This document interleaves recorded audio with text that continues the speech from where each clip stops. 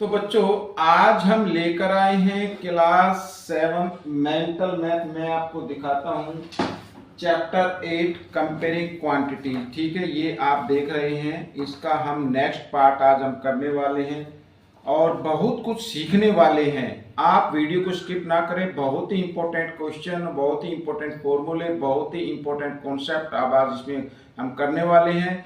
अगर आप चाहते हैं मैथ में नंबर 1 होना, मैथ में एक्सपर्ट होना, तो आप वीडियो को पूरा देखिए, स्किप ना करें और देखकर प्रैक्टिस जरूर कीजिए, क्योंकि बिना प्रैक्टिस मैथ इनकम्प्लीट होता है, कंप्लीट मैथ नहीं आता है। ठीक है, math is most important subject.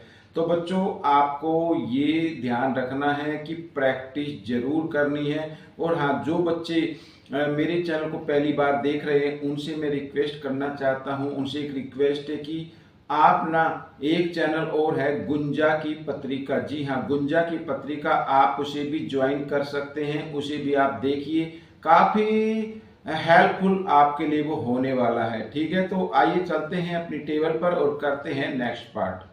बच्चों ये रहा क्वेश्चन नंबर 6। क्या कहता है, बहुत ही इंपॉर्टेंट है, देखिए बहुत ही इजी भी है।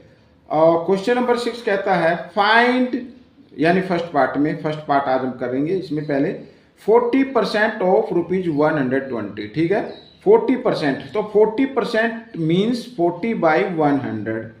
ऑफ का मतलब मल्टीप्लाई का साइन और ₹120। ठीक है, इस तरीके से। अब 10 से ये 10 और इस 10 से ये 10 आपकी कैंसिल हो गई है। यहाँ पे 12 × 4, 12 4 जा 48, तो ये 48 इज द आंसर। ठीक है, ये फर्स्ट पार्ट का आंसर आ गया। सेकंड पार्ट यहाँ पर देखिए 65%, तो 65% मीन्स 65/100, ऑफ के लिए मल्टीप्लाई का साइन और 1 kg। अब ये 1 kg है, तो आपको क्या करना है, 1 kg को आपको ग्राम में कन्वर्ट कर लेना है। 1 kg इक्वल होता है 1000 ग्राम। ठीक है, इस तरीके से अगर 1 में कोई आए तो यहाँ पर लिख देना 1000 ग्राम। अब 20 से 20 कैंसिल हो गई। अब 65 को 10 से मल्टीप्लाई करेंगे तो 65 को 10 से मल्टीप्लाई करें तो 650 आता है, और ये हो गया ग्राम। क्या हो गया, ग्राम, क्योंकि ग्राम में कन्वर्ट किया था ना, तो ये आपका आंसर हो गया। ठीक है, थर्ड पार्ट क्या कहता है, ये रहा 1% ऑफ के लिए मल्टीप्लाई का, सॉरी यहाँ पे दोबारा लिख दिया मैंने, कोई बात नहीं। अब यहाँ पर ऑफ 1 आवर ऐसे लिख लेते हैं। ठीक है, अब देखो 1% मीन्स 1/100, ऑफ के लिए मल्टीप्लाई का साइन, और 1 आवर को भी आपको क्या करना है, मिनट में कन्वर्ट कर लेना है। तो 1 आवर इक्वल टू 60 मिनट। ठीक है, इस तरीके से। तो यहाँ पर क्या लिखना है, 60 मिनट लिख देना है, या आप इसको चाहे तो सेकंड में भी कन्वर्ट कर सकते हैं। मैंने पीछे देखा नहीं कि आंसर मिनट में है या सेकंड में है। ठीक है, तो 0 से 0 कन्वर्ट हो गई। अब 2 3 जा 6, 2 5 जा 10। अब ये आ गया बच्चों 3/5। अगर हम यहाँ पर ये, एक तो ये आंसर है, यानी ये आपके क्या बन गए, मिनट बन गई। ठीक है, अब आपको ये मिनट तो समझ में आ नहीं रही होगी कि मिनट कैसी है, तो आपको क्या करना है, 3 को 5 से डिवाइड कर देना है, इस तरीके से। ठीक है, अब 5 की टेबल में 3 तो आता नहीं है, नहीं आता ना, तो आपको क्या करना है, आपको करना है यहाँ पर 0 पॉइंट लगा के, यहाँ पर आप क्या कर ले, 0 लगा दे, तो 5 6 जा 30। ठीक है, इस तरीके से ये आ गया बच्चों। तो ये आ गई। अब ये जो है ना, ये क्या बन जाएगी, अब इसको आप मिनट बोल सकते हैं। ठीक है, या इसको आप सेकंड में भी कन्वर्ट कर सकते हैं। अगर आपको सेकंड में कन्वर्ट करना चाहते हैं तो फिर क्या करें, इसको 1 मिनट में कितनी सेकंड होती है, 60 होती है। तो आप इसको फिर क्या करें, इस तरीके से, जैसे ये 6 है, यहाँ पर मैं 6 लिख लेता हूँ, इसको 60 से क्या कर दे, मल्टीप्लाई कर दे, 6 6 जा 36, यहाँ पर ये हो गया। ठीक है, और 10 ये आ गई। अब यहाँ पर पॉइंट देखो, 1 डिजिट के बाद है तो 1 डिजिट के बाद। अब ये 36 जो है ना, ये सेकंड हो गई। तो इस तरीके से आप इसको कर सकते हैं। ठीक है, आइए करते हैं नेक्स्ट क्वेश्चन। अब नेक्स्ट क्वेश्चन में क्या है, find the value of x, x की वैल्यू फाइंड आउट करनी है। और क्वेश्चन है गिवन 4:8 इक्वल x/12। ठीक है, इस तरीके से ये दिया हुआ है। तो आपको x की वैल्यू फाइंड आउट करने के लिए क्या करना होगा, ठीक है, मल्टीप्लीकेशन ऑफ एक्सटर्नल टर्म, जो एक्स्ट्रा मीन्स ये एक्सटीरियर में हैं उनको अलग से मल्टीप्लाई करना है, और जो इंटरनल टर्म है उनको मल्टीप्लाई अलग करना है। ठीक है, अब मान लीजिए इंटरनल टर्म की हम मल्टीप्लाई करते हैं इस तरीके से, तो 8x, ठीक है, क्या आ जाएगा 8x इक्वल का साइन, और दोनों को मल्टीप्लाई की फॉर्म में इधर आप लिख दीजिए ऐसे। ठीक है, अब x की वैल्यू निकालनी, तो x इक्वल 4 इंटू 12, और यहाँ पर डिवाइड में ये क्योंकि 8 मल्टीप्लाई में और राइट साइड में आएगा तो डिवाइड में हो जाएगा, तो 4 से करते हैं, 4 1 जा 4, 4 2 जा 8, और 2 से 2 1 जा 2, 2 6 जा 12 ऐसे। तो x की वैल्यू क्या आ गई बच्चों 6 आ गई। This is the answer. ठीक है, आइए सेकंड पार्ट भी कर लेते हैं। सेकंड भी बिल्कुल सेम है, तो 20/4 इक्वल 35/x। ठीक है, तो मल्टीप्लीकेशन ऑफ एक्सटर्नल टर्म यहाँ पर, तो 20x, 20 को x से मल्टीप्लाई 20x आ जाएगा, और 4 into 5 35 sorry, multiplication of internal term. ठीक है, ऐसे तो x की वैल्यू आपको निकालनी है, तो 4 इंटू 35, 20 मल्टीप्लाई की फॉर्म में, राइट साइड में आएगा तो डिवाइड की फॉर्म में आ जाएगा। ठीक है, आइए 4 1 जा 4, 4 5 जा 20, 5 से 5 1 जा 5, 5 7 जा 35, तो x की वैल्यू क्या आ गई 7। This is the answer. ठीक है, आइए करते हैं नेक्स्ट क्वेश्चन। अब नेक्स्ट क्वेश्चन में क्या कहा है, देखो बहुत इजी है।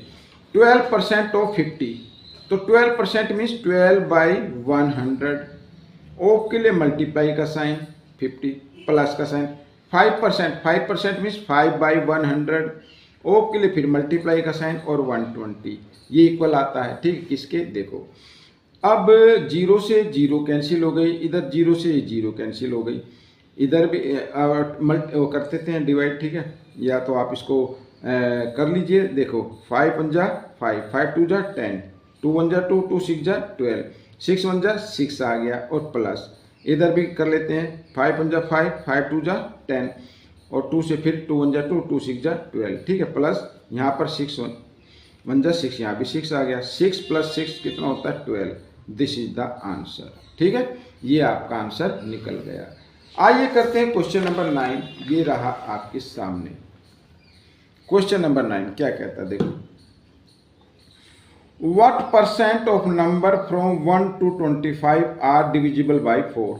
ठीक है, 1 से 25 नंबर लिखे हैं, और हमें परसेंट फाइंड आउट करना है किसका, जो 4 से डिविजिबल है जी, मीन्स जो 4 की टेबल में आते हैं। 4 की टेबल में आने वाली संख्या 4 1 जा 4, 4 2 जा 8, 4 3 जा 12, ठीक है, 4 4 जा 16, 4 5 जा 20, और 4 6 जा 24। ठीक है, 25 और 1 और 25 के जो मिडल में नंबर आते हैं वही नंबर लेने हैं। ठीक है, परसेंट फाइंड आउट करनी है। अब ये नंबर है बच्चों, टोटल नंबर तो आएगा आपका नीचे, परसेंट फाइंड आउट करनी है, टोटल नंबर नीचे, और 1 2 3 4 5 6 आ जाएगा ऊपर, और परसेंट फाइंड आउट करने के लिए आपको कर देना मल्टीप्लाई 100% से। ठीक है, ऐसे।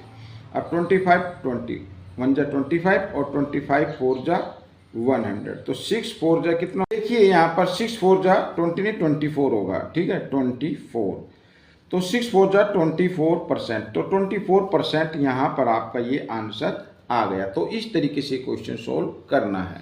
कंफ्यूज हो जाते हैं कि ये क्वेश्चन कैसे करें, कि बिल्कुल कंफ्यूज नहीं होना है, प्रैक्टिस ज़्यादा से ज़्यादा करनी है बस। देखो, the cost price of 16 article is equal to sale price of 20 article. ठीक है, then what is the gain और लॉस परसेंट, लॉस और परसेंट आपको फाइंड आउट करना है।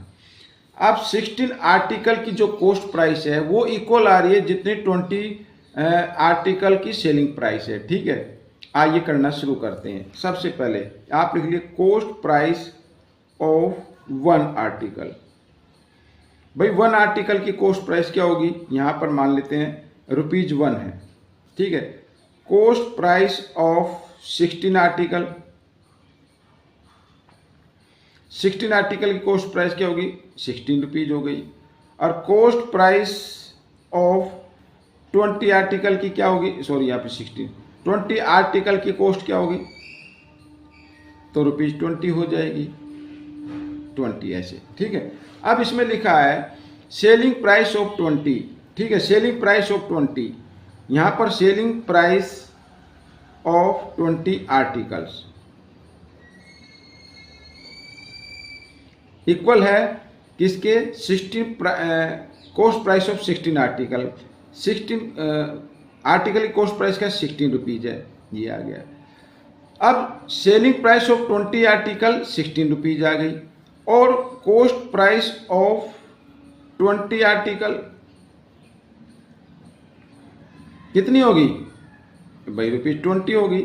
अब 20 आर्टिकल 20 रुपीज में खरीदी और 20 आर्टिकल 16 रुपीज में बेच दी, ठीक है ना, सेल कर दी। तो इसका मतलब क्या हुआ भाई, 20 रुपीज में खरीद कर 16 में आप बेच रहे हैं, तो लॉस हो गया ना। लॉस हो गया कितने रुपीज का, 4 रुपीज का। अब लॉस परसेंट आपको फाइंड आउट करना है, लॉस परसेंट। तो लॉस ऊपर आएगा और बाई, यहां पर नीचे आती है सेलिंग प्राइस। देखो इस टाइप के क्वेश्चन में जिसमें रुपीज वगैरह नहीं दिए होते, वैसे तो हम रुपीज दिए होते तो कॉस्ट प्राइस में हम लॉस परसेंट या गेन परसेंट फाइंड आउट करते हैं, लेकिन इस टाइप के क्वेश्चन में आपको सेलिंग प्राइस लिखनी होगी। सेलिंग प्राइस क्या है, 20 रुपीज और इंटू 100%, ठीक है। 21 जा 20, 25 जा 100, 5 इंटू 4 20, तो 20% का उसे लॉस हो गया बच्चों, ठीक है। ये वीडियो कंप्लीट हो गई है। आपको ये वीडियो कैसी लगी मुझे जरूर बताएं, और इसमें से सीखकर दूसरे बच्चों को जरूर सिखाएं। मिलेंगे नेक्स्ट पार्ट में, टिल देन थैंक यू।